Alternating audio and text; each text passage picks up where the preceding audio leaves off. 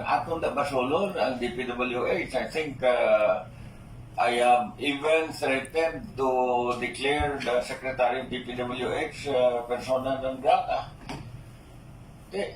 Naway lang kaso sila, nagpakabal lang na sila.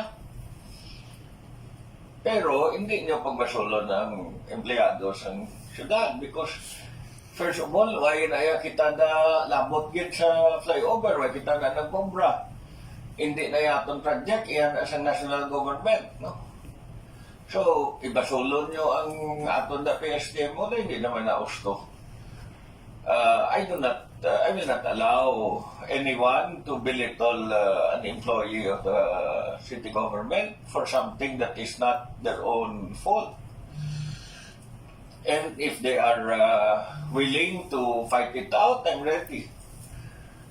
They can line up. I'm ready to face them. Sa po sa pandemic, kubay ko malang to sila, si Ari Roque, si Duque, si Galvez, sino pa. Di kung sino na sila na maisog-isog man, titindog sila.